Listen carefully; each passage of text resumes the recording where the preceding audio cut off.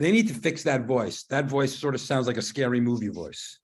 Recording in progress. Welcome, everybody. Happy summer. It's August. You've made it all the way to August. Hope That you're was enjoying quick. a lazy, warm August, wherever you are. I know we have people here from all over the United States. And so, you know, the summer is a great time to celebrate tech. And probably the greatest piece of technology in summertime is your air conditioning.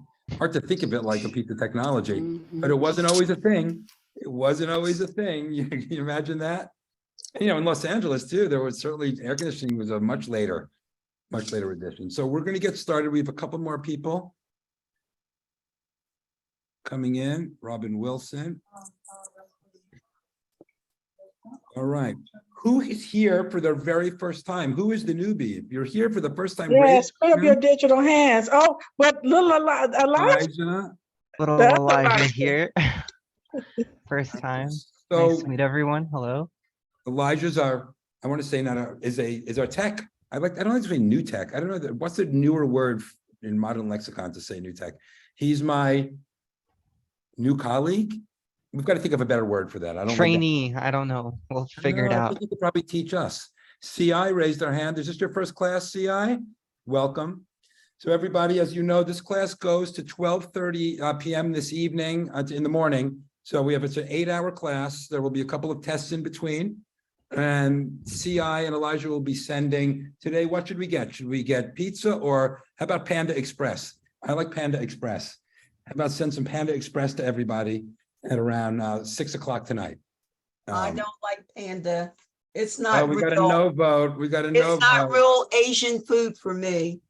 Okay, You're so right. we'll get a Subway for Miss Moore, but we'll make one special dietary change. Welcome, everybody. If you're new here for the first time, maybe the most important thing I can tell you, first I want to say congratulations and thank you for all your years of work for the city, keeping it going. I grew up here and you kept the trains going, so thank you. No strike. Oh yeah, there was a strike yesterday, that's true. And you also have earned tech help now, all year, in between classes, for all those issues. Something odd pops up on your computer, it sort of freaks you out. Something's not working, you can't send a document, email says message too big, all those little problems, you can call us. I'm going to put our name and phone number in the chat box. You call us for any small question. You even can get on the screen with us in your own private Zoom, just like we're doing, you and I, and we can repair or fix or teach you important functions. Certainly it's back to school, so maybe the new year will start with some more academic things for you to do. We are here for you, but certainly any scams or bugs or those type of things, keep our number handy and just dial it. You can call us 24 hours. We'll call you right away. With that, let me share today's agenda. We have some fun things on the schedule. Here we go. No, those aren't I got some tough tech questions. I see Voss is here today. So it's Stump Voss. Welcome, everybody. So you know that you can contact us. I'll put that information. Just take a breath. You don't have to run to the Geek Squad or search around Google for the answer. We'll get those answers for you. We actually had a student suggestion from the great Miss Moore out of Nebraska.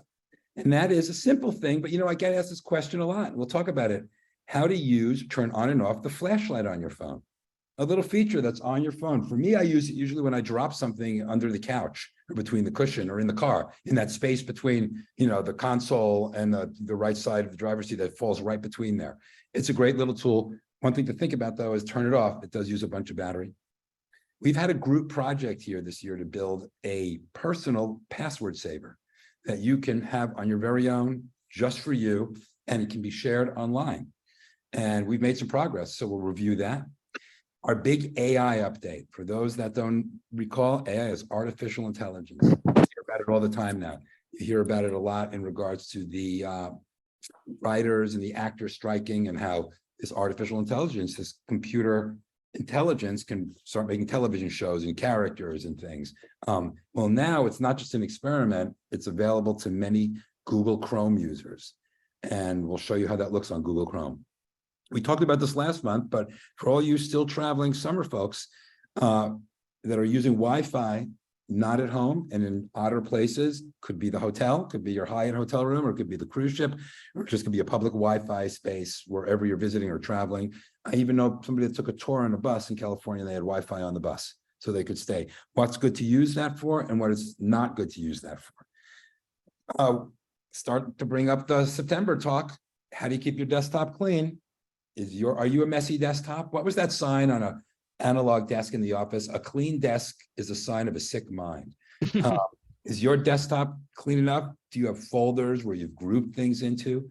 That'll certainly help if you've taken a lot of summer photos of the kids and the grandkids and you want to keep them all in one place. We'll do some scam busters. Just as I'm sitting here, I've had like 5 scams come in. So maybe we'll call the scam room and see what happens. We'll do a Google app preview. It's called Google Jam.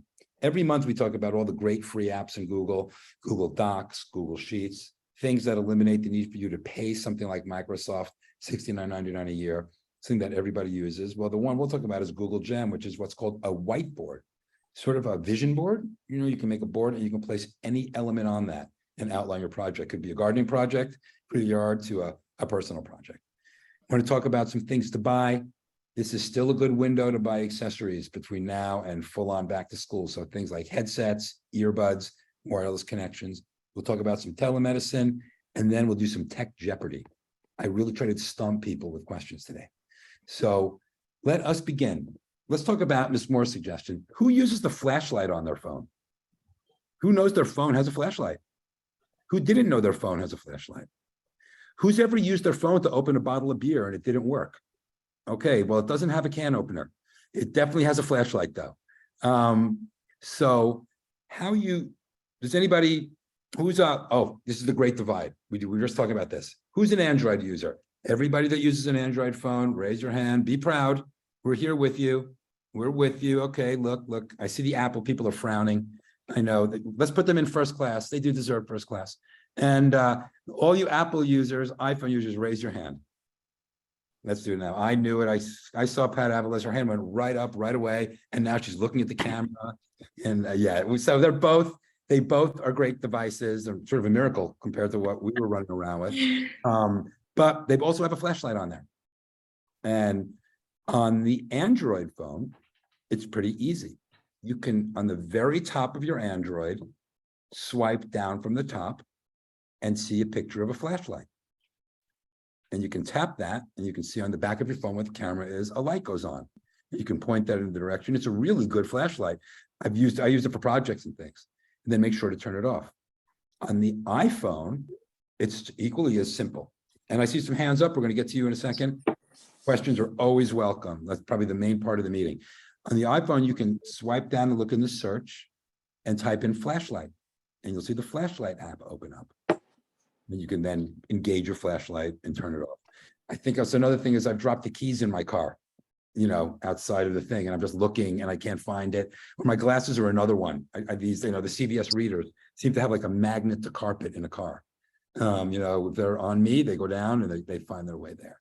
So we have a hand up. I see Russ. Do you have your hand up, Russ? Or you're just trying to place an order for your Panda Express? Any questions on a flashlight, on the use of your flashlight as an emergency feature? Yes, Elijah, can you show that on your telephone? What kind of phone do you use, Ms. Moore? I have a Samsung T-Mobile Okay, let's do 5G 5.3, something like that. Okay, let's go. I'll show you that right now. Who needs a new phone?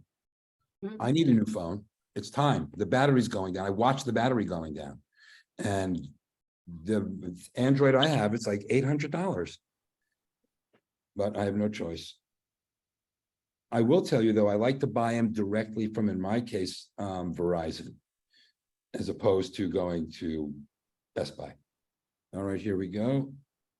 Lasers, let me join here. All right. That's me. I'm going to share my screen.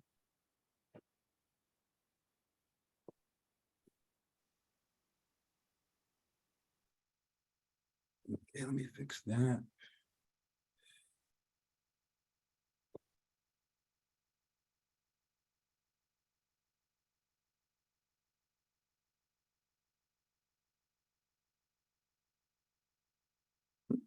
1 second, where's my screen share? Sorry, folks. There we go.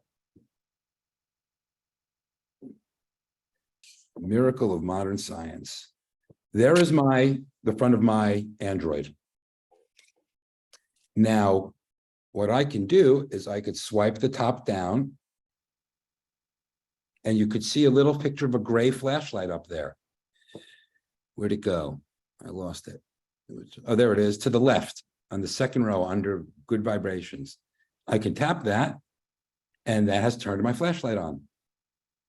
And then I can tap that, and I can turn that off. We have a new member. Did you see that, Ms. Moore? A swipe down from the top will reveal a menu. By the way, the word for that menu is a subtextual menu, and you'll be tested on that today. The word is called subtextual, and you'll see in that subtextual menu some different items, one being flashlight. At least 6 people are dead. Okay, there you go. You got that, Ms. Moore? Lost Ms. Moore. We're going to move on for a moment. Okay. Let's talk about our password saver, our class. So it's always a sticky subject. Who feels good about their passwords? We talk about it all the time in class. I bug you enough about it. Who feels they're comfortable, it's in a good list, in the right place. You know, if you need it in a hot moment, you can get to it. I don't see a lot of hands going up. Who's totally a mess with their passwords and is losing sleep and drinking over it? That they just know that the passwords are in the drawer in the address book that you got from Bank of America in 1996, you know, and you just write them all in there and you cross them out. Who thinks that they, you know, here's a better question.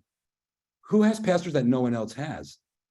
The entrance to your computer, log into your healthcare, retirement, important financial items. If you don't have that to share with someone, or if you're unable to share that with anyone, does somebody else in your world that you trust have that information? You're all alone, sort of there with that password. I mean, even if it's not the end of the world and there's an account you just need help with, or it is the end of the world where it is your Blue Cross, where they need to get in there to click the buttons to help you get your things. I think finding that teammate and sharing, not all of them, you can make a list with just your vital passwords. The main one to get in your computer, your phone password. I tell the story every week. We were back at St. John's in the waiting room, trying to break into somebody's iPhone, figure out their passcode, use their Apple ID to get in just because they couldn't at that point and their family needed to get things done. And that's the sort of one of the purposes of our password list. Now, our password list, which I'm going to share in a moment, isn't automatic. It doesn't come from you thinking about it and it automatically places there. Keeping a clean, organized list of passwords is a responsibility. It's no different than balancing your checkbook once a month. Remember in the old days, you'd have to go to the little slip in the bottom of the check, then write balance forward and then write the items and see if you balance to zero. And that was just your responsibility. Passwords are really no different. So let's take a look at what we have here and what we've organized. It's pretty close, actually. So what we've done here is we are in Google and we used a Google app called Google Sites. And everybody has this. It's available to anyone. In here, we've collected some data and we've made a password saver list. And our passwords are going to go down the line and look like so. Apple, jane@gmail.com, password 1 2 3 4 5 6 explanation, and the URL to the website. So you could click directly. You'll be able to replicate that all the way down the line. This will be able to have a search button in it where you just type in lacers and lacers will show up. It'll have a different criteria. Your job will to go every month, beginning of every month, and change this to September when it's time to go to September. That's your responsibility when it comes to the list. This way, you know the last time someone was in there that anybody changed something or added something was that month. Now, when that's done, it'll be just personal. You'll download it, you'll use it yourself, but then you can share that with someone. You can share that in your iCloud or your Google Drive or Dropbox or OneDrive is something that Microsoft uses. Everybody following me with that sharing of important data and information? Do I hear you, Pat? Do I see a no? Do I see a, feel free to share. I may have missed that class. Oh, so the concept of what we're doing, this is our monthly project, sort of like a group project we've been doing since January. Hi, Uma, is we're creating a password saver, a convenient password saver that you can amend and make for your own. We put in different criteria that class members thought would be good in the password saver list. That's the name of the account, Apple. The username, in that case, it's pat@hotmail.com. Your password, 12345. You can write the URL to that website, apple.com, ladwp.com, lacers.org, bluecross.org, so on and so forth. And you can have a complete list that you can pull up on your phone from this site or your device. Or if you're traveling and you're visiting Royce, and you're like, hey, Royce, I need to get into my computer. You can get on her computer and go to your website and get your passwords. The important part of this, and the thing that really helps retirees and seniors, is that you can share this list with somebody you trust. You can give them a link and you can say, here's this list. Now you can also make another list just like it. It'll just be important passwords, the most vital things. I mean, how many times have you punched the number in your computer and it didn't work, and you've done it 100 times for 10 years, and and through the pandemic, you did it 14 times an hour. You know what I mean? It's drilled in there, but for some reason you type it in and it's just not working. Something weird happened. Or how many times have you gone and you've been on a website and then you're on vacation for 2 weeks and you don't remember, like, what was that again? Was it a capital L or was it a lowercase? You can now, somebody somewhere important. And on the serious side is if you're indisposed, and if you can't get to those passwords and somebody needs some of those that you trust to help you, this will be the tool for that. Royce, you had a question? Oh, you're muted, Royce? Oh, wait, okay, I got, Cool. I unmuted. I've always been a little nervous about keeping any of my passwords on the cloud. I have a good organized set of passwords in a Word document on my computer, and I just print it out and I give them a copy to my son and daughter-in-law, and they keep a paper copy in their safe just in case. But yeah, I mean, putting that passwords in the cloud has made me too nervous. So No, I don't know. What do you think about that? everything is on the cloud essentially now. Your bank, Yeah. all your money, Yeah. what I mean? When you go check your Yeah. Wells Fargo account. So I don't have a problem with it. And I like it that it's live. That means in the middle of the month, Royce, let's say you had to change your Gmail account or that one password. The list won't reflect that in the drawer.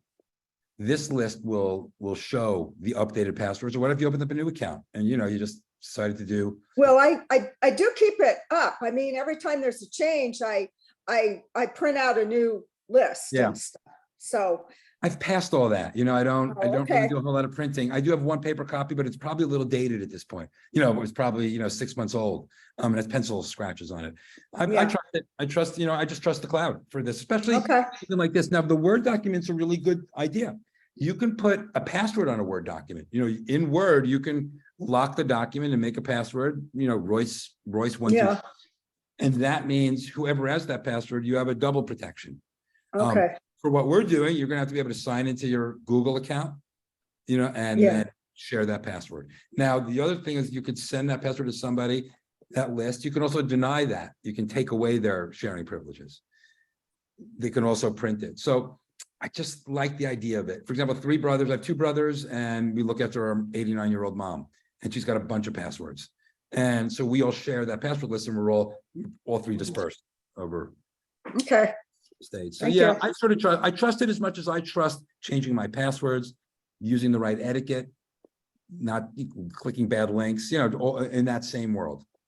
Mhm. But mostly that you have a list is important. That's interesting, Elijah. Remember when with our landlines that we attached the thing to record messages and Oh, stuff? I remember all that landline technology. My granddaughter, when she was growing, Mhm. she always wanted me to give her my past, information that she could pull it up. But sometimes children sit around adult people, always listening to adult business when they shouldn't be sitting around. And I told her, you don't need my password for you to go in to see what kind of messages I'm getting. But anyway, I wish I could put it on my phone right now. But because I have a block on my line because of all the scam calls, nobody can leave a voicemail whatsoever. Hold on a second, let me call you, Miss Warren, a secure line here. Let me just dial that up right, let me adjust the volume, yeah, it's sort of loud. Okay, hold on, I think the volume's a little better there. You know, the changes are inevitable. The changes are inevitable. You used to get your phone calls on an actual wire that came into your house, you know, the little jack. Sometimes some people remember what was the actual wire that you would have to curl around a little screw, and then it became a tiny little jack. Some of these conveniences are pretty good. So when it comes to the passwords, mostly have a grip on them. Don't put yourself in a position where you're the only one that has the most important passwords. You know, make it easy on yourself and somebody else that you trust. And keep an eye on them. And by the way, I think this time next year, when we're talking in class, there's going to be even less need for a written password.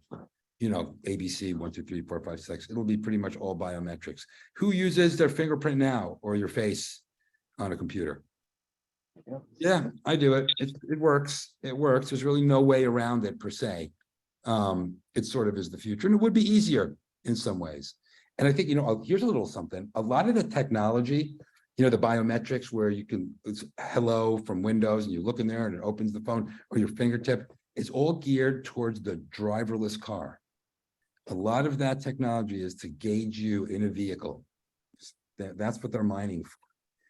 All right, we've talked about AI. So who knows what I say when I say AI, what that means? What is AI? Artificial intelligence. I thought it stood for amethyst irregularity. Okay, she I was thought right. it stood the third for. time. These I artificial thought it intelligence- stood for, I I thought it it's, stood for getting a human voice on the telephone. it is. So, all jokes aside, that's right. You're both right. I mean, you're right, Yeah. Novella. it's And on the artificial telephone, intelligence. artificial intelligence can't understand the simplest thing. I'm serious. They can, so how many of us start screaming into the phones because artificial intelligence is so fucking stupid? I'm sorry, but they are. The phones are, we start screaming all kinds of obscenities into the phones because we are so frustrated that we can't get a human voice and we got We're to going deal to with show you now, artificial Ms. intelligence. Rosenberg, sort of how they're integrating it without having to talk to anyone. That's the goal, right? Is to be able to fix things without verbalizing on there. And whether we like it or not, it's in our world. And so it's a good idea to learn about it.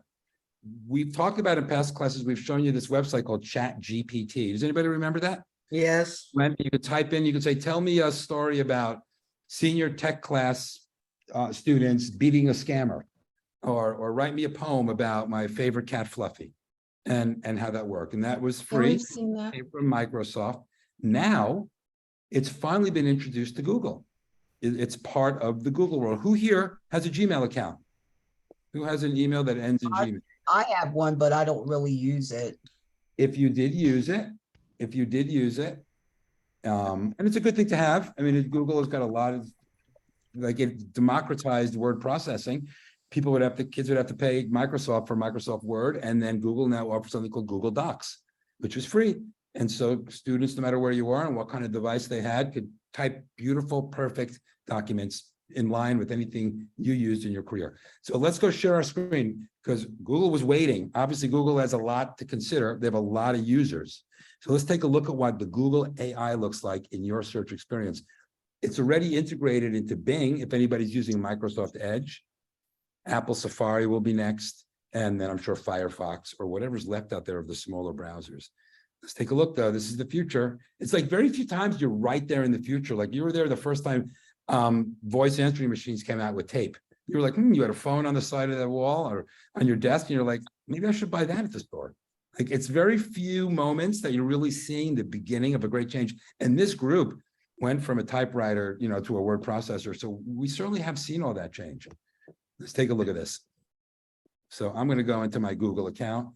Google only offers it in personal accounts. So that's my case. Now, here's your Google Chrome homepage.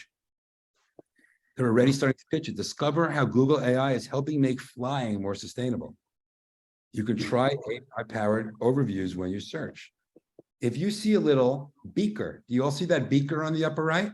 Yeah. All right, let's go into the lab, everybody. It's like Oppenheimer. We are the Manhattan Project. This whole group is involved in a top secret government project to beat the Axis powers. So let's go to the lab together here. In the lab, they're showing you what's available. There's more than just ChatGPT. There's for computer builders, if you have a little website, you can use AI. We could use AI for our password saver list. You can make a Google Sheet, which is like an Excel sheet. But the one we're interested in is how we're going to search, generative AI search. So let's try an example here. Let's ask a follow-up. So let's ask a follow-up and see what our question is. All right, what should I do if my flight this summer is canceled? Why? And let's take a look at what it's generating for us. Okay, so unlike previous Google, which would give you a list of different websites, and you'd see one from United and one from TripAdvisor and one from Audacity, they're giving you an explanation. If your flight is canceled, they're giving you what you might think is the complete truth. What is 10 times 6.890? Let's see how it explains that. It's going to give you a calculator. So You can write a whole story in a foreign language without knowing anything about the foreign language, and can do that. you definitely can. Yeah. I mean, I've done that on the computer. You can definitely write in a foreign language you don't know. You want to write something in Hungarian, you want to write something in Hebrew.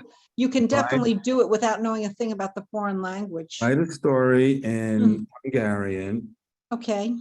about seniors and retirees taking a tech class. Okay. And we're just going to punch that. And there you go. Yeah. Story in Hungarian. So, You want me to if translate you're that a for you, by foreign the way? language teacher, let's say you're a teacher in the LA school district and you're teaching French or Spanish. You don't know your kids now, the hours that we spent trying to look up words and make sure we had the right verb conjugation and whether it was masculine, feminine and all that. Well, we now have technology that does all that for you. There's Reverso, there's a lot of programs, and Right. whether, good luck on the tests that you have to take, but as far as you can definitely do it on the computer without knowing a thing about the foreign language. So if you'd like, would everybody like me to translate this for you word by word? I can- You Yes. can translate it too. Yes. Okay, so let's start. Yeah. The point of this, the point of this, yeah, of course, the technological changes will be great, but really it's how is it going to help you and how's it going to affect your life in these great, moments you have? How will it keep you safe? How help you organize your finances, your business, so you can get up and enjoy another day and do your thing for as long as you possibly can. I think the most important part of this technology is the information you put in it. It's when you type in a search, the more clear you are and the more singular of focus and the less broad you are, the more specific answer you'll get. It's going to be everywhere. You'll see it not just in, the conveniences, it's going to be all over your medical care. It's going to be all over policing and military and your finances and LADWP. I imagine if artificial intelligence can be put down to your meter reading, you'll probably save money. It'll be more accurate. So I don't think per se it's anything more to be scared about it than anything else. The things are, and this is the same thing with the scammers. Remember, this is our motto here at Latest Tech Class. We're going to put one hand on the computer, raise the other hand, just like in court, Miss Moore. And we are not going to click the link. Whatever we see come in this direction to us, we're going to think twice about. If it says it in an email, if you read it see it in a YouTube video, you're going to pause and think about it the same way you would as if somebody pulled you on the street, said, hey, do this, or this will help you if you do that. The computer is really a reflection of ourselves. So AI will give that same thing, but if it's really convenient to go to your computer and say, hey, can you do a budget of my basic home utilities? And I want to see what the average was for 2018. And just talk to your computer like that. And then you get a full accounting of your electric bills, your gas bills, your mortgage, your rent, so on and so forth. I wouldn't be opposed to that. It wouldn't be, it would, you know, it would shorten it up. And we certainly went from writing down our balance. Remember the checkbook you got every month, and you'd have to do the little check sheet in the end that came with a little small one. And if you Yes. missed a month, oh my God, you're gone for the rest of the year. I never got it to zero. It was always like 3 cents. And then I would like try to guilt myself into just ignoring it, that it didn't matter, you know. But then we went online and everything is laid out in front of us. Jeanette, you have a question, Jeanette? Do I see you there, Miss Jeanette? All right, Jeanette might have stepped away. We'll leave her hand there. Any other questions? Oh, you know what else you're going to say? The gas station. Those pumps are going to be complete AI. You're going to be able to get a lot done as those gas station pumps. Jeanette, did you have a question? I hear a door. Oh my God, a creaky door on a quiet afternoon. Ooh, this could be a story for AI. But ask anybody, and most people can't stand phone service anymore. They can't, because I'll tell you, Ms. Rosenberg, as a shop, we can't, we start screaming into the phones. The phones drive us crazy. We can't take them anymore. So the AI certainly doesn't pass the grade when it comes to phone service. yeah, It doesn't. it's all pretty early on. It's all pretty early on. Who spent hours on the phone clicking buttons and trying to get through the right person?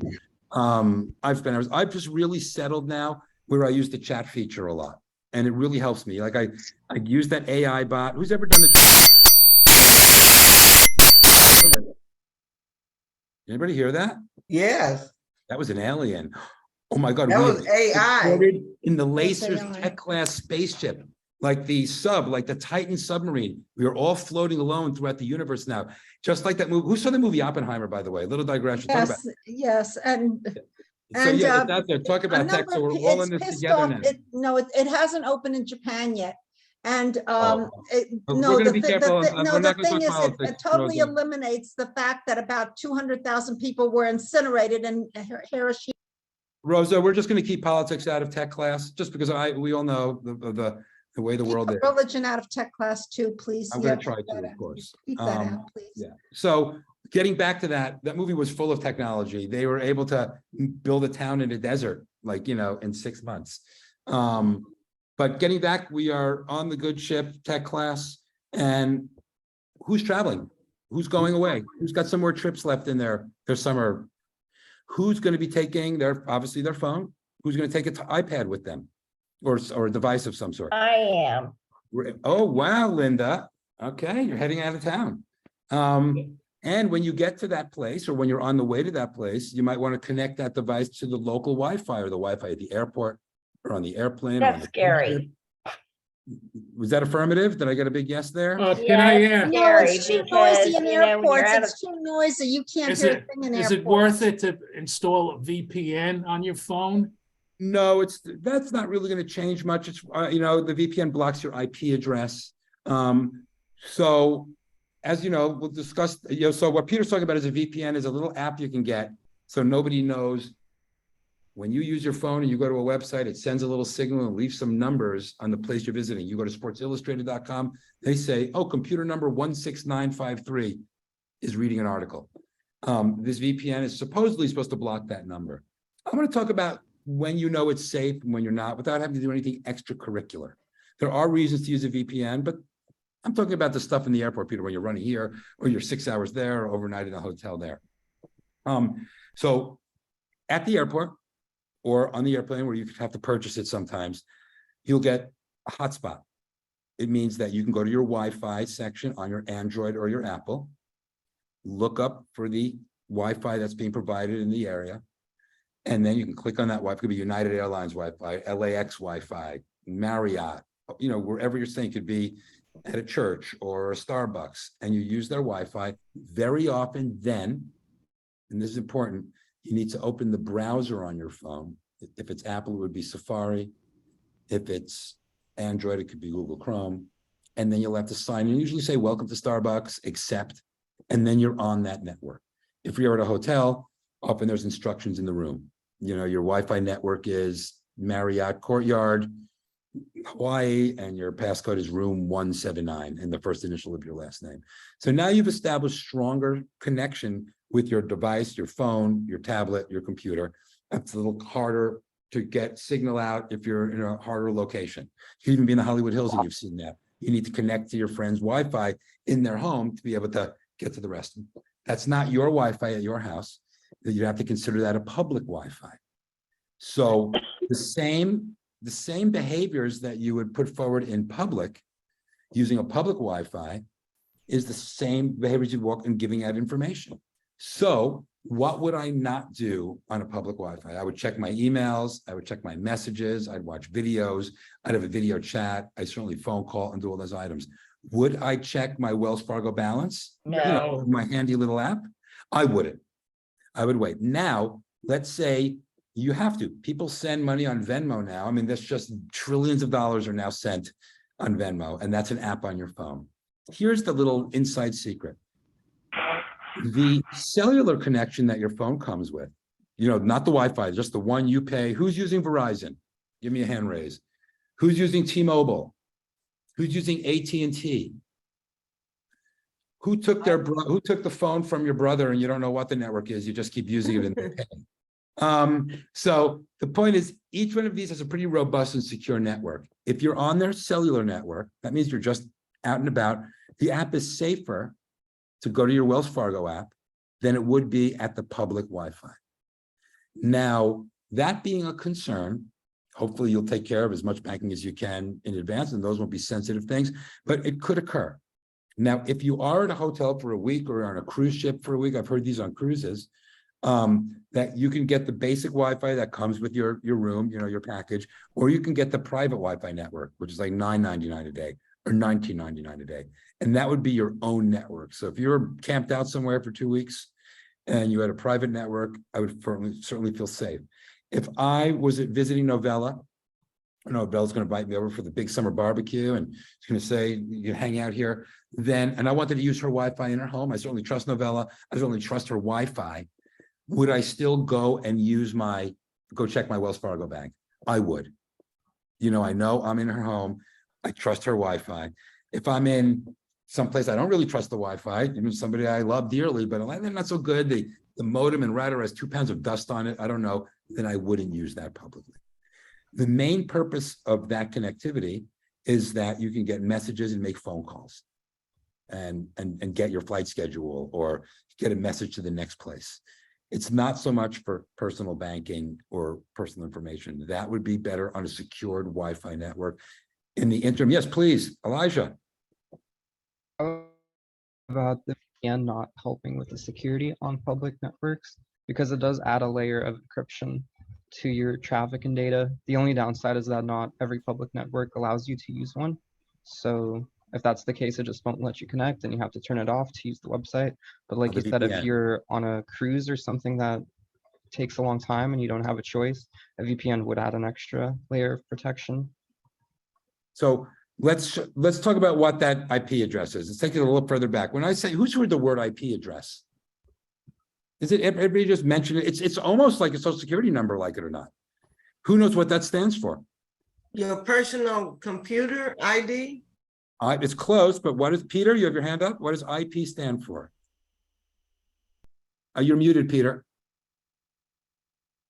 Internet protocol. Internet protocol. So, but you were, Novella, you were right. You have it's your personal ID number. So everybody has one. Did you know that you have one?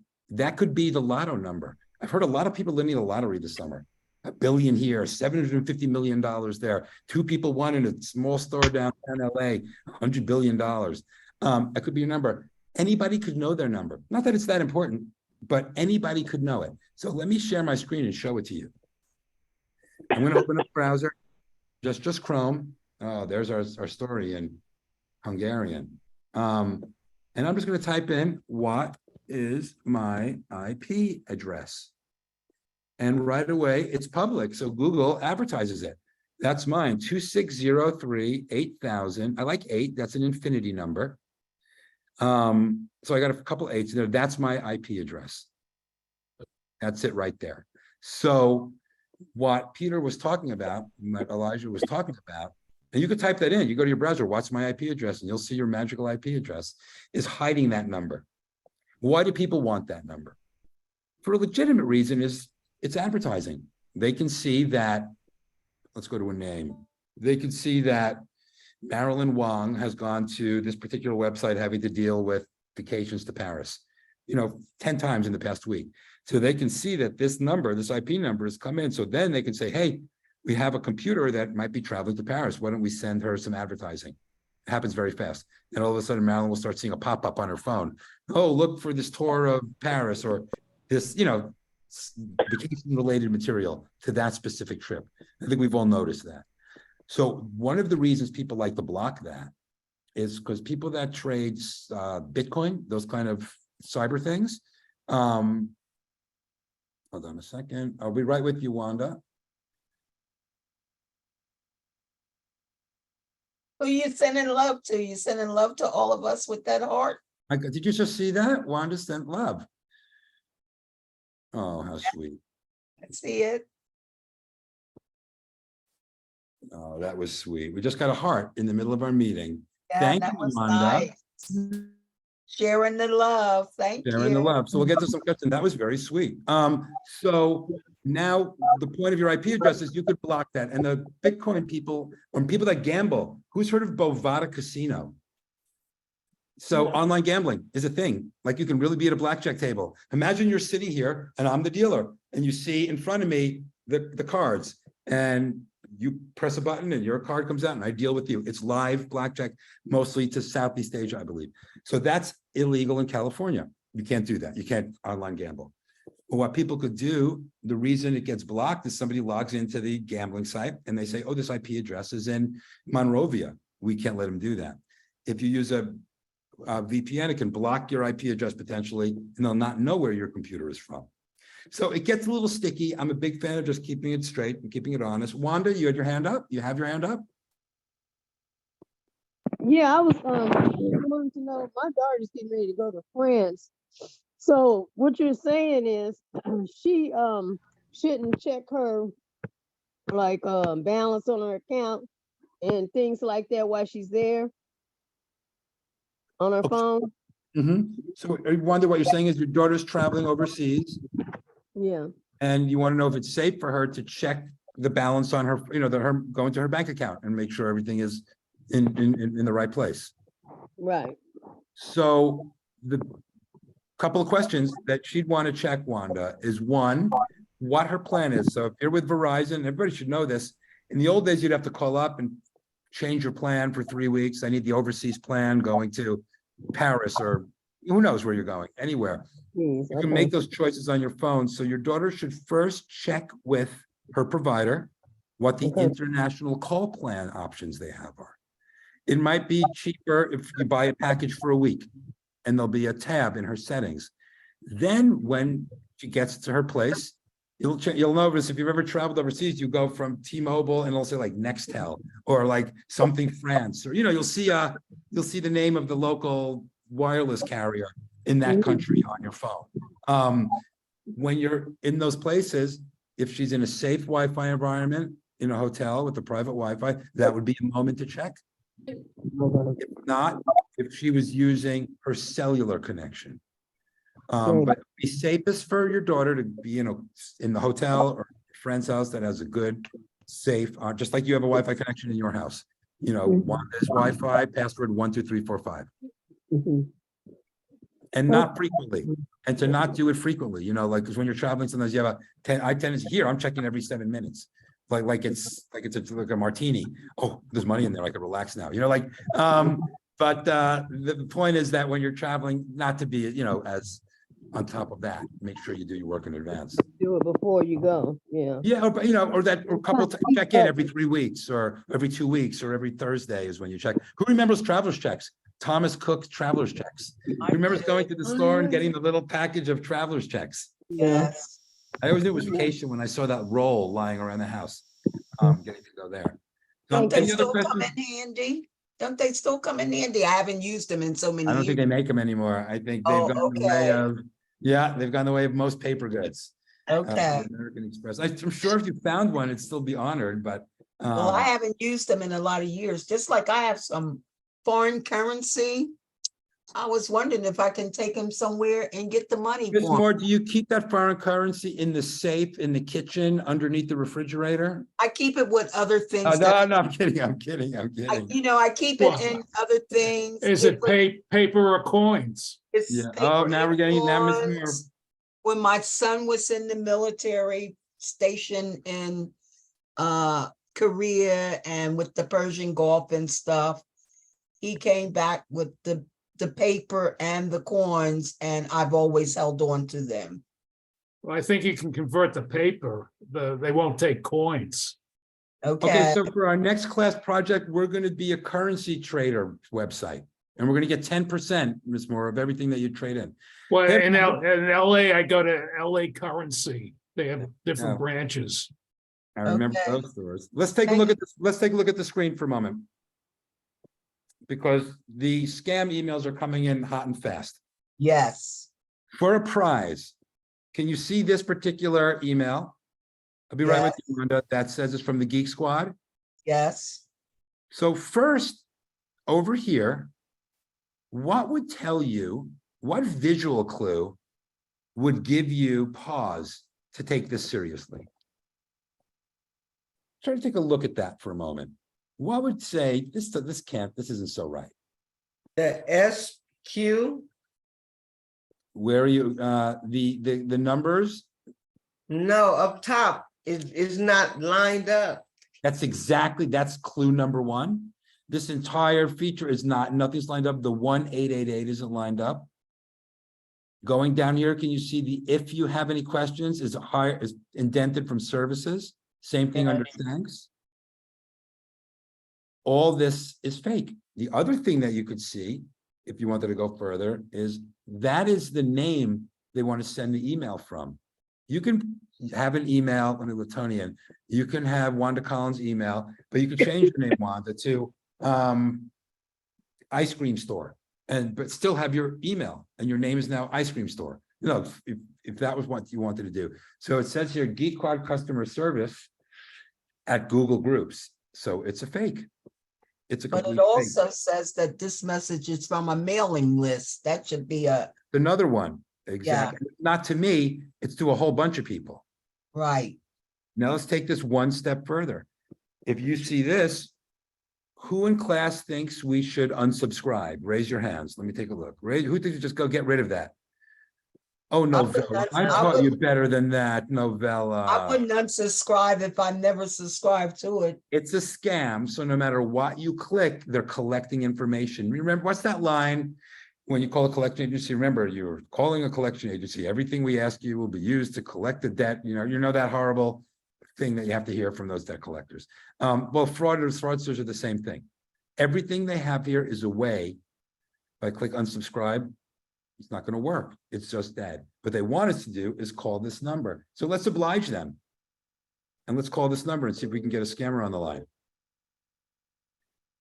Now, don't do this at home. I have all my stuff blocked. I hear you. Let's see what they see if we can get through here. Yeah, they've been sending me a lot lately. There's another one.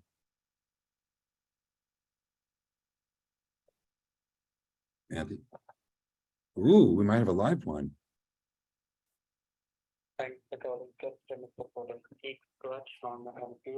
Hello, yes, I received an email saying that $499.61 was withdrawn from my account for my subscription, but I don't have a subscription. I'd like to cancel that, please. All right, sir. So first of all, can you please confirm me the customer ID number? Yes, the customer ID number is 069347-2 capital X. All right, and the cancellation from online service, sir. So right now it's possible for you to be online with your computer. So I will provide you the cancellation form. You have to use simply.com for your end. Okay, first, so you found my account when I gave you that number, that was the right number? You've located it for us to be able to cancel? No, it's not possible our end. You have to be online with your computer, so I will guide you over the phone call how you can do that. So you'd like me to share, like go on one of those screen shares where you can come on my computer? Correct. You'd like that. Well, that's not gonna happen. Thank you. So I think, as we can see, that was Wow. a live scam bait right there. Interesting. That was exactly right. And then he was so good with the mental game, because remember, what is the con? And when you say con game, con man, con person, what does the con stand for? What does that word mean? Confident. Confidence. Confident.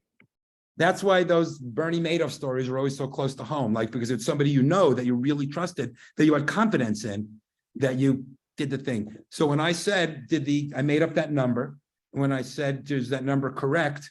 He was clever enough to think about that. He said, we'll only know after I get on your computer screen. In that Wow. case. That's how I So- got scammed several years ago when they said That's the game. I need to delete things from my system, although the system is working. And I told them I wasn't interested. They wanted $299 and something. And they said I had a choice. And I said, no. The next thing I knew, they shut my whole computer down. Yeah, so the clue in that, obviously the phone call was a real, and by the way, somebody you know and love and care for right now is engaging with one of those people. That's how prevalent it is. Okay, you heard how hokey it was just to call them. Novella, yes, you had your hand up.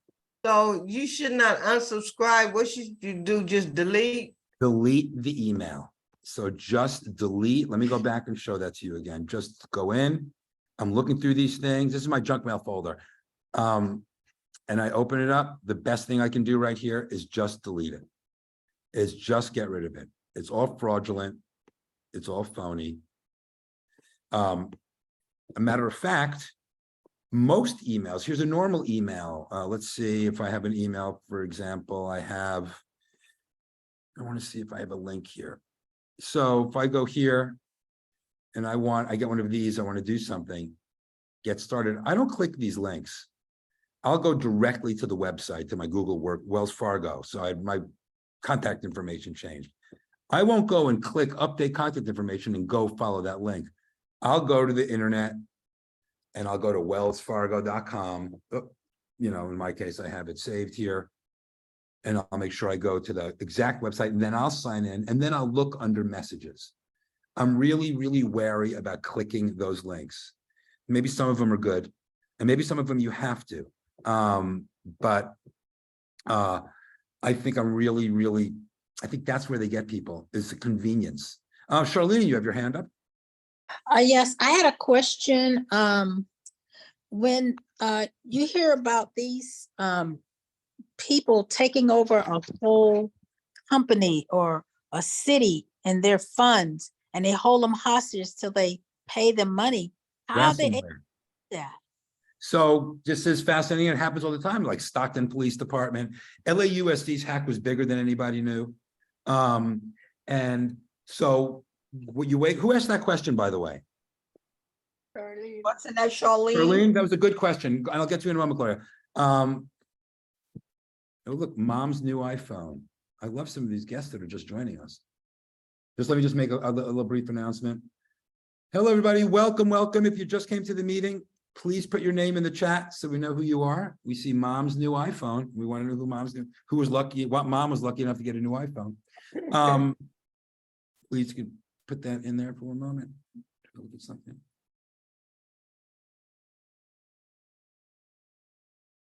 Okay. So hold on. Gloria, I'm going to answer both questions at once. What was your question, Gloria?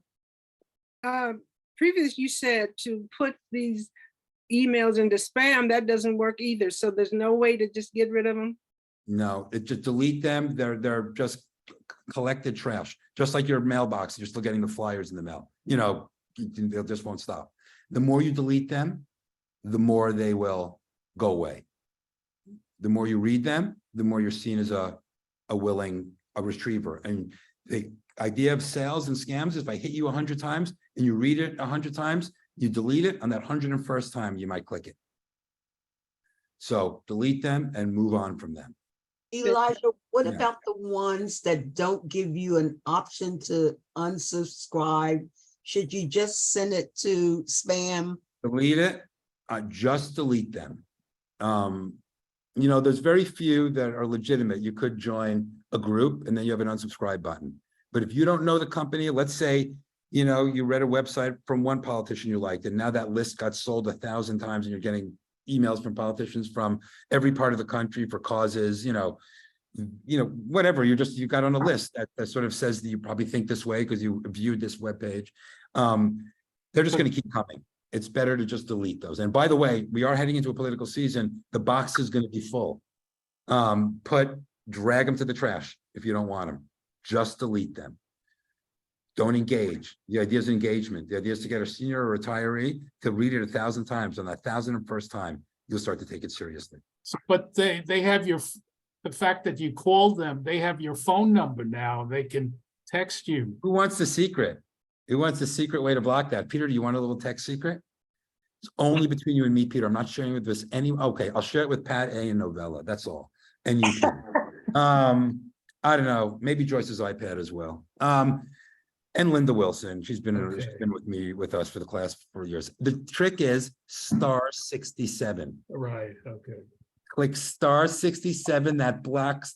Oh, Pat Avila is going to cause some trouble tonight. She's going to get back at all of her old high school friends. She's going to call *67 and then just yell at them. No, yes, that *67 means they can't see. If I call you, it might say Elijah or Mom's computer, ringing you. This will block it. It'll say unknown number. Okay. So *67. Not that you should be needing to use that, but just in case you want to call back a number, it could be, I think I had to make an appointment for like an MRI, a basic sort of normal MRI, and they had to call me back from that department at Kaiser. And you don't know, because the number doesn't come in and say Kaiser. It's just some weird 800 number. So Linda, you have your hand up? Yeah, I have a lot of these numbers that are blocked. Will that *67 work better than just blocking 1,000 numbers? It's a different purpose in a way. *67 is, say I want to call you Linda, but I don't want you to know it's me calling, right? I don't want my number to show up on your call screen. I'll type in *67, then I'll dial your phone number. And that means you won't see my number coming to you. As far as blocking a number, that's another whack-a-mole game, because these digital numbers are created every moment. They change all the time, unless it's one person you just don't want to talk to. If it's just a scam number, chances are that number will change. They seem to come in groups and that. Yeah, they do. I blocked quite a few of them and then they stop for a long time. But and then they come back, and then they come back. Then they'll come back again. It's getting a new phone number is an easy thing. You can get 10,000 phone numbers and roll and cycle through them all. Charlene? One last question. Because I kept my same cell phone number from LA, and I call people and they never call me back because they think anything from California is bad. Who's saying that? Charlene, did you say that? Well, I would say we are pretty bad people here in California. And I mean that like in the best way. We are bad here. But the truth is those calls emanate from a computer somewhere these days. It could be anywhere in the world, and that means all sorts of nations far, far away from us. I can get a different phone number. I could get whatever area code is in your area and just get a phone number under that. But as far as you're onto a good point, though, if you don't know the number, let it go to voicemail. If it's not important, they're not going to leave a message. If it's a scam, it's not going to leave a message. They're not going to waste their time. They want a live target. So let it go to voicemail. The other thing you can do, and I reiterate this, and this is a good early beginning pre-September project, beginning of the end of the year project, is in your contacts, make sure the important numbers that you use, even if it's, Dr. Garcia, ophthalmologist, you go to, once a year, that's in your contact book. And it says Dr. Garcia, ophthalmologist, phone number 626-123-4567.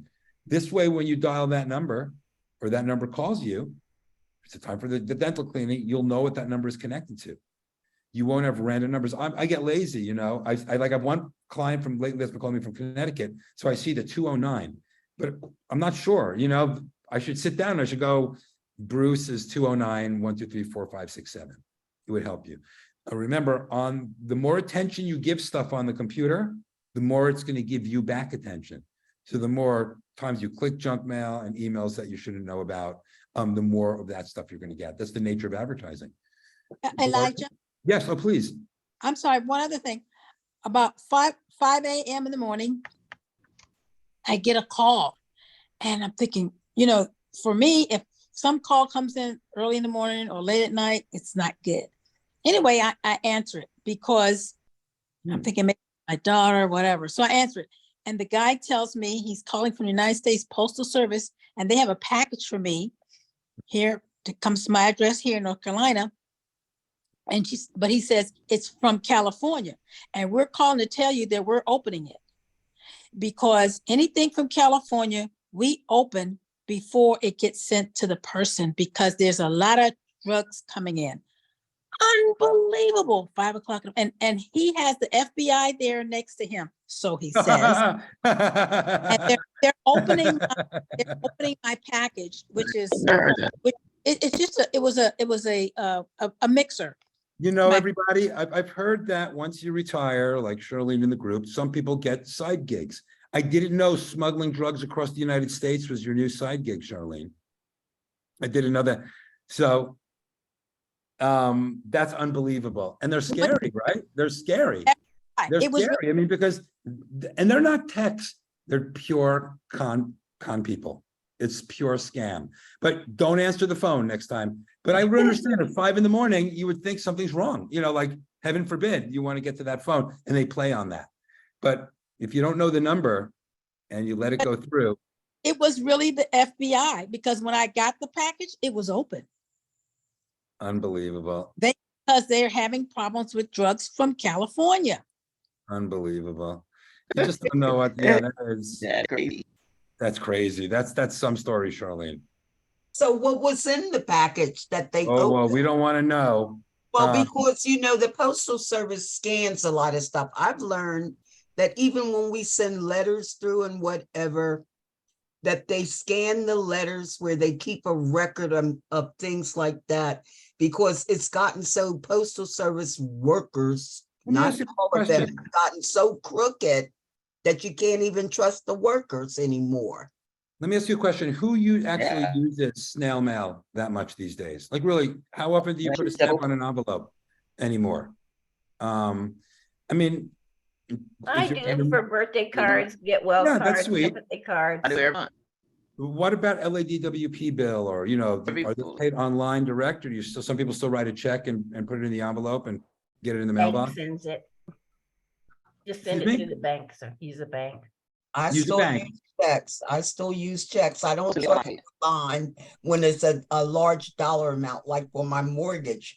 I can pay that online, and I just talked to a rep the other I day. do that. I do most And everything. told the rep, I don't trust online for that kind of money. And she said, Yeah. I do agree. Yeah, you know, I for me, everything's online, basically. I can't remember. It was probably some day back in 2002 that I licked my last envelope and stamped and sent it off to SoCal Gas, you know? Those days changed. We have a question in the chat. It's sort of a good one, because you see a lot of online legal services. And this one says, what about people who claim to make their wills online? My experience is the will might not be as able to take effect unless it has trust and other details. Especially those kind of probate wills, I'm very, very careful about online services. Where I have seen online legal services work, and I've used them, you want to trademark something, you want to do a DBA, you want to do some basic, you know, computer stuff that you can do from home instead of having to go in. I'm very careful. But as far as me setting up like an online will, I'd learn about it and see the needs, but then I would go to Yelp and find myself somebody to actually speak to and make a couple of verbal consultations, and then do my diligence. You can go to the Bar Association and check any lawyer and read about, you know, if they've had any issues. So yeah, the snail mail thing, I just don't use as much. I have in my condo building, in my office, who remembers in the top of a building, there'd be the slide. You put the mail and it would slide all the way down to the first floor. It was like a metal thing. As a kid, I was fascinated by it. And you could drive, I would drive like lifesavers down there. You could see them sort of get stuck on the glass. Yeah.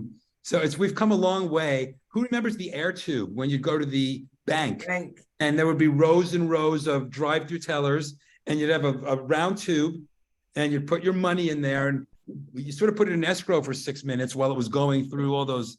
Yeah, Costco too. And yeah, and who said that? Who used that word? The vacuum tube? That was true. All that went away when what came along? What came along and made that 6-year-old technology obsolete? Computers. It's 3 letters. ATM. Who said that? Sally. Sally King for the win. The ATM, the first time you got a debit card, all that changed. My bank still uses the tube. You still got the tube? Drive-through. I was working in Texas for several years and they had like 12 lanes of those things. It was never ending. So we have a couple other things that I want to bring on the agenda here. Everybody it is 3:08. We are 44 strong. Nobody's moving. Take a 7th inning stretch. Breathe that out. We still have tech trivia coming. I've got a promise from all of you. You're not going to get scammed. You're not going to take the bait. You've heard everything. Let's look at something over here I want to share with you. Okay. So, hate to ask it, but I want an honest answer. Okay. And we're recording this, so it's for posterity. We're going to know this. Who keeps a messy desktop on their computer? Who has a bunch of stuff on their desktop that would be better off if you put it in a folder or cleaned it or took a few minutes to throw it out? So we got a few. Okay, let's see. Joyce's iPad, Peter, Rosa. We have a few honest players over here. I don't see Sally King raising her hand, so I'm hoping that's a completely organized desktop. So what's the point of that? Here's something simple. And I'm going to share my computer screen right now. Right now, my desktop is a little messy.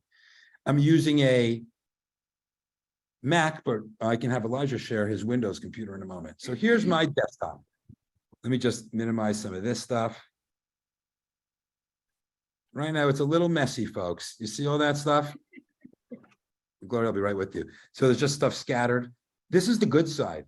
This is the organized Elijah, the one that makes a folder that has everything that I would need. Here's the messy Elijah over here. So what I like to do, my favorite thing is I go in Mac File, New Folder, and in New Folder, I could type in Images to File. And then what I could do is I could grab everything that looks like a picture, move it into that folder. In essence, I've bought myself time to organize later, but I don't have all these things sitting all over my screen anymore. And then I can organize these folders in any order that I want. As you can see, I have 2018 lacers. Boy, that's going back a little bit. Let's see if I have any pictures of the old of the group. Nope. So I can organize all my files. And what I do here is I try to keep things organized for the entire year. In Mac, you can have something called your Finder. In Windows, it's called File Explorer, and it's like the index of your computer. And I keep my important folders convenient in the favorite section. So that means I get something that I need. I have over here, that was a previous Lacers event. I have an item, I can slide it in there and keep it to that event, or I could move forward. It could be taxes, it could be mortgage bills, it could be insurance issue, it could be, God forbid, auto accident. You can have a folder that you can continually get your items in. And what makes convenient about that is when I get an email, let's say I'm dealing with a fender bender, heaven forbid. And the emails are flying, right? You get the one from State Farm, you get the one from them, you got to send the pictures. I could put all those items in one folder and not keep them scattered. That helps me in a couple ways, and that helps me with my live computer. It makes it easy for me to get to things when it's time to clean up and fix up. But better yet, it helps me delete things when I'm done with them. It means I can go into the folder that this summer project was on, or the remodeling project, or the health project, or taking care of your sister, or your mom, your aunt, your cousin. You have their folder and you have all their stuff in there. Then you can go through those items and clean those up and delete those, which is a big part of the messy desktop. Just the visual of it is one thing. Some of us are comfortable. We know where everything is. That's cool. I know exactly where it is. Don't clean my office so I'll never find it again. But it's the idea is it's going to save memory as well. If you have many images on your computer showing, like the minute you open your computer, you're just given a face smack of all your stuff, like, oh, it's just right there. That takes pressure on your computer as well to show you all that information. You know, it means it's got to show you a picture of the summer camp and of the PDF of the electric bill and the, you know, the estimate for the gardener or whatever else a person has on their desktop. You don't need to have all that showing. Jeanette, you have a question? And Gloria. I see two hands up. This is Gloria. Hi, Gloria. Going back, Oh, you can go, Gloria, then I'll go for Jeanette. going back to the fake emails, forwarding them to like spoof and phasing, that does nothing? No, I mean, if like there are, let's say you get one from PayPal, this happened to me. It looked really legitimate. You could actually go and forward that email to PayPal. You know, you could and send it to spoof at, and maybe in a rare occasion you'll be asked to, but I think it's better to just delete them and move on and get that off your windshield and go on. You're not going to stop them. You know, we're not going to stop them. All right, thanks. It's going to take a much bigger, it's going to have to become economically unfeasible for them. And I don't think that crime will not stop paying for a while. Miss Jeanette. Hi, can you hear me now? I can. Okay, I had to call in on my phone. Something's wrong with my computer, I guess. Okay. So here's my question. Does each photograph you take have each picture you take, does it have a unique number or identification? I ask because I save my pictures and a lot of other things to my backup hub. I guess that's the way that that's something called like a hard drive. Is that something like a hard drive? Mm-hmm. Or External drive or thumb drive, or, you know, something that you can plug into your device. Okay, so sometimes I save it or I copy it, and then I might have 2 or 3 copies going on. I want to consolidate everything and then put it in order.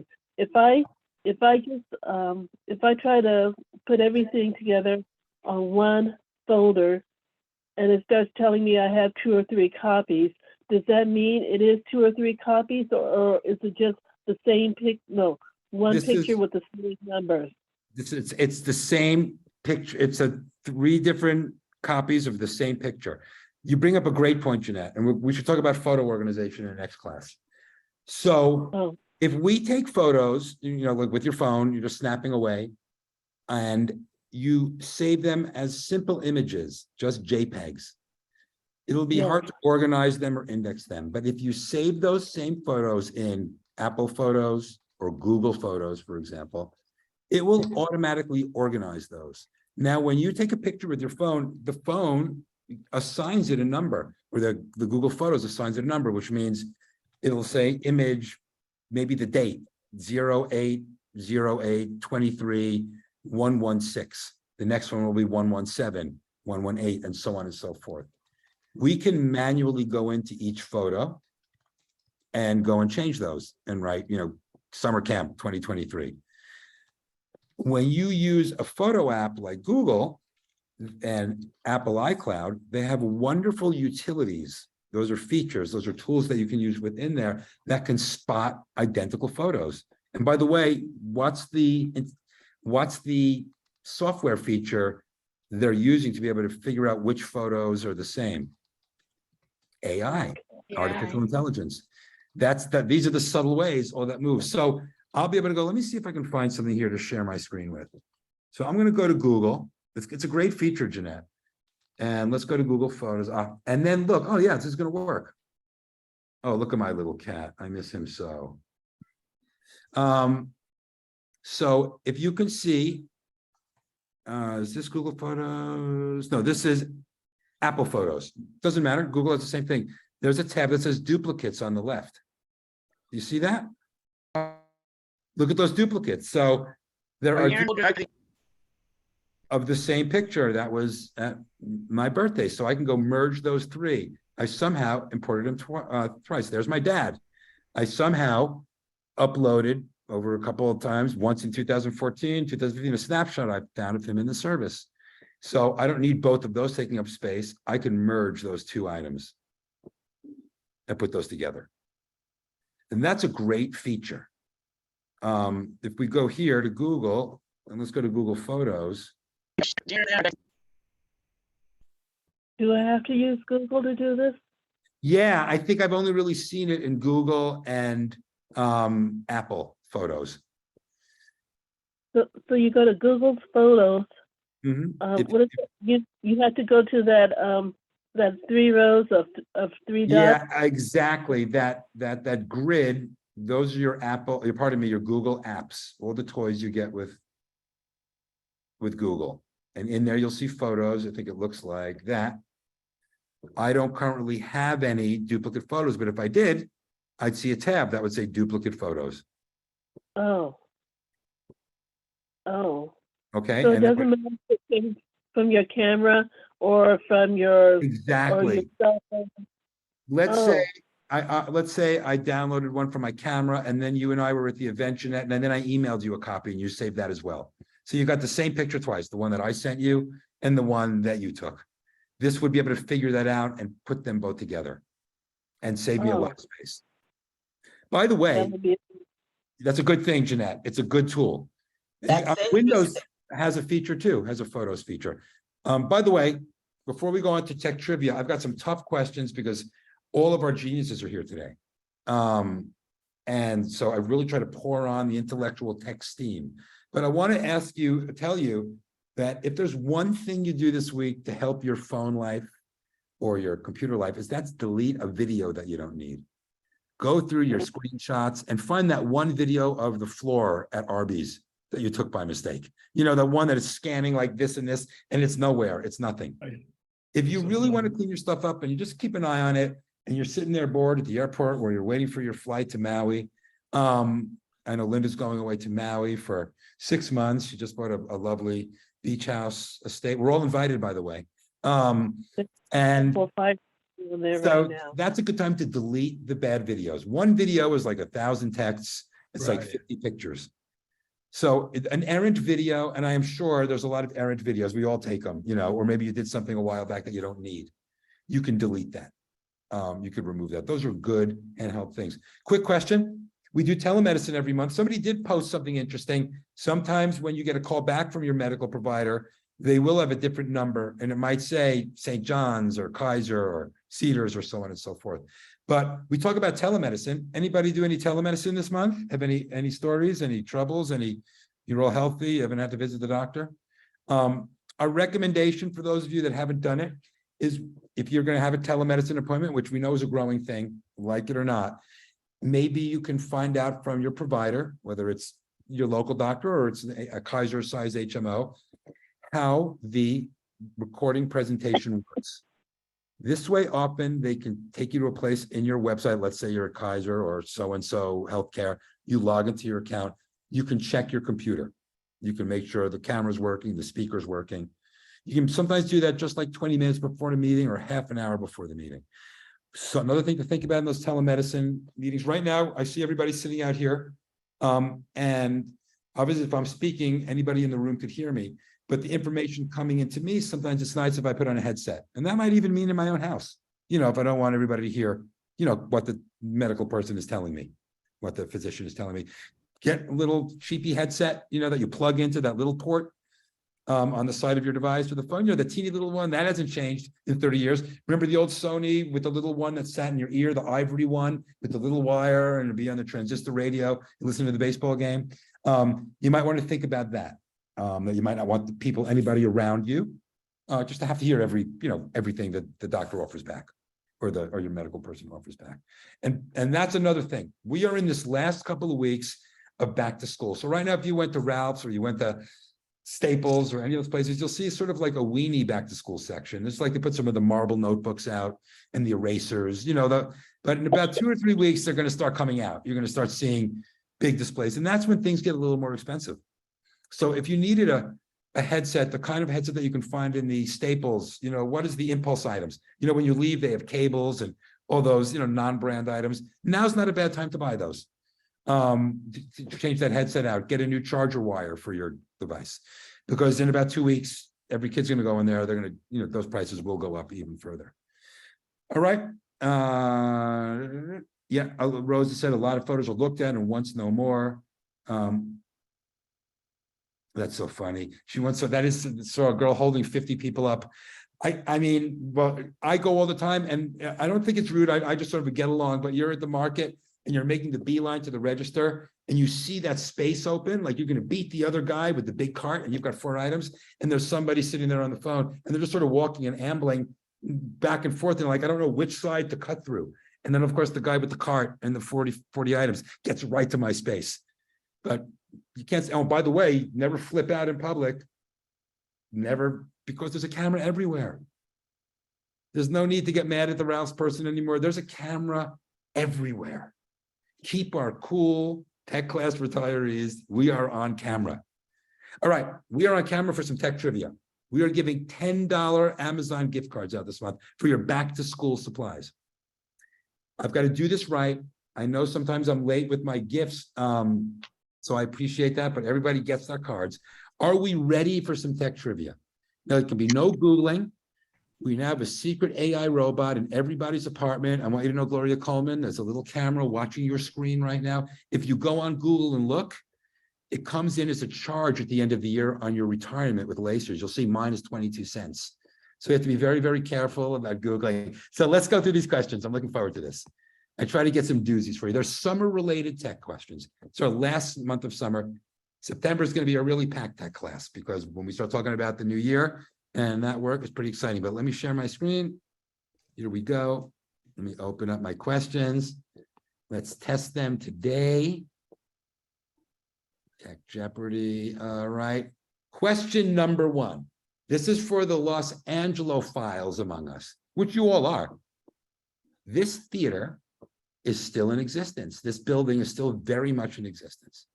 Which movie theater in Los Angeles was the first movie theater to have air conditioning? You can put your answers in the chat. Who can remember the name of the movie theater? The first one. It's still a very prominent building in Los Angeles. And for you Angelinos that grew up here, let's put the question answers in the chat. And I went tough today. The first movie theater. By the way, the year was 1927. So maybe that'll help you. It's not the new AMC. It's not the ArcLight. We'll take that one out of the thing. The first one. Mans is a great choice. And answers are going once, answers are going twice, and answers are closed. Okay. Let's take a look here. If anybody has the answer. I think I stumped them finally. Oh my God, Miss Moore, I finally stumped them. Are you ready, everybody? Now, this is a really sort of techie answer. The answer is the Historic Tower Theater, downtown 1927, by this architect, was the first air conditioner to be completely wired for sound and to have air conditioning. And by the way, do you know what the Tower Theater, who remembers the Tower Theater downtown? I mean, we all know that it's a classic old movie house. Look what it is now. Elisha, do I get credit? What did you say? I said the theater downtown LA. I think Betty gets credit, everybody. I think we can give Betty credit. I think we'll give Betty credit. But we should say no Lacers members or family or friends. Remember those things at the end of the sweepstakes where we say, right, you need to say the name of the theater. But she didn't give the name. Nobody gave the name. All right, well, I There tried. are numerous theaters downtown. Your fellow Lacers people Yeah, are but telling. Orpheum is downtown as well. But you know what? So the Tower Theater is a famous old beautiful theater. You know what it is now? It's the Apple Store. They renovated it. And the Tower Theater, which was the Tower Theater, this thing, is now the Apple Store. And that's what it looks like. And it's been renovated and it's a beautiful Apple store. With down there's, you can see that was what it looked like originally, and that's what it looks like now. So I guess we have no winners. We're gonna go on to the second question. I can't believe I stumped him on one, Crystal. Here we go. But there's two more to go. Grow up in LA. But you didn't grow up in LA, so that was a problem, right? Hold on, let's go back. Let's close this and let's go to my next question. All right. Next one. We all know that wonderful ice cube maker in the refrigerator. We all remember when you had to take the tray and pour the ice in the water. I still use that method. What year was the ice cube maker added to the refrigerator? Changed the world, changed where you could live, it changed everything. So let's go in. What year was the first? I'm not even going to mention the brand, but what year was the first ice cube maker added to refrigerators? And I'll tell you. And bidding is going once, bidding is going twice, and the answers are closed. Let's go to our answers. All right, where are you? In 1965, Frigidaire introduced the model with the machine built right into the door, a feature that is now commonplace in most fridges around the world. Do we have any 65s in there? I have 67. I think the closest should win.